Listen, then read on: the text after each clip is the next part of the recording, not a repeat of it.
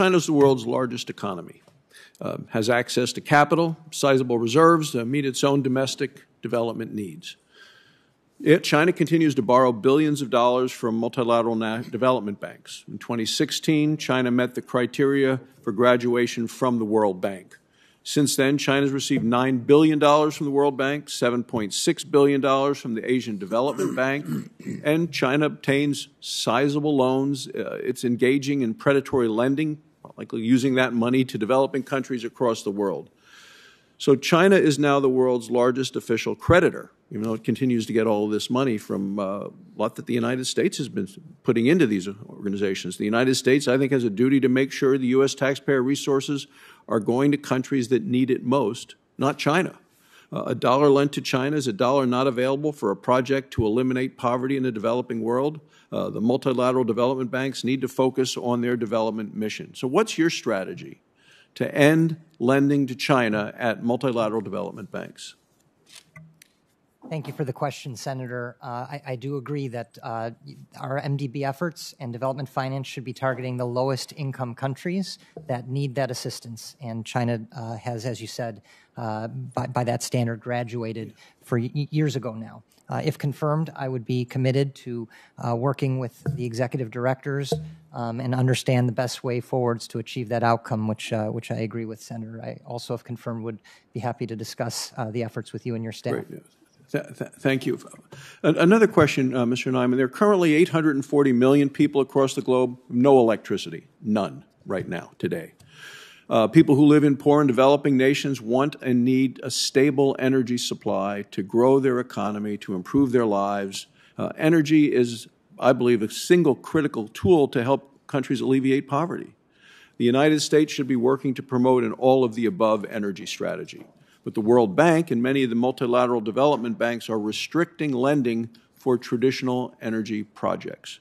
No modern economy can run on only renewable power, which we know is variable. A country needs continuous, abundant energy to run a manufacturing plant, a data center, or a hospital. I mean, I think of some of my travel to Africa. We're talking to hospital staff, and their biggest issue is lack of power when it comes to maternal death, but the death of the baby as well during delivery. So, I think these restrictions in the lending only exacerbates the global inequities of energy. In fact, all of Africa, with a population of 1.3 billion people, accounts for a little more than 3% of the total global electricity generation. If Africa tripled its electricity consumption based on only natural gas, it'd still be less than 1% of the annual global emissions footprint.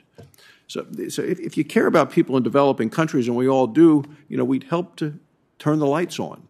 So if confirmed, will you commit to ensuring that multilateral development banks are promoting all forms of energy projects across the globe, including oil, gas, and coal?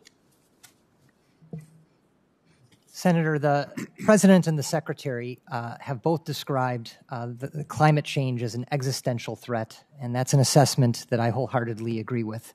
I think the way to think of the cost in terms of energy and infrastructure that burns carbon, emits carbon, is not just the cost today, but also the cost to the future.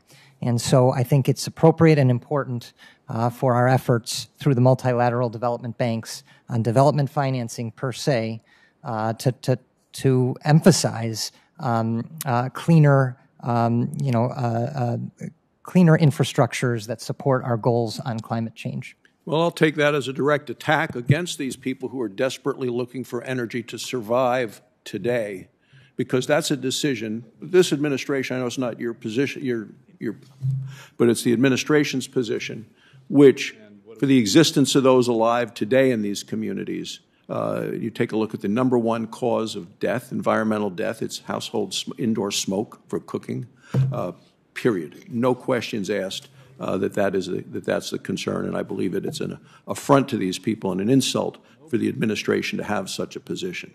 So at the UN, President Biden announced he would once again double U.S. contributions to international climate change.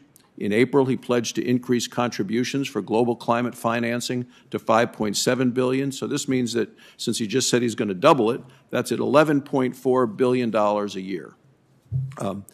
This is happening at a time American people are facing significant challenges at home. Communities across the nation are just emerging from a deadly pandemic. We're dealing with stifled economies, soaring debt, declining infrastructure. Front page story of the New York Times today, people under inflation are looking at the largest increase in prices and costs for Thanksgiving dinner. This is the New York Times front page today.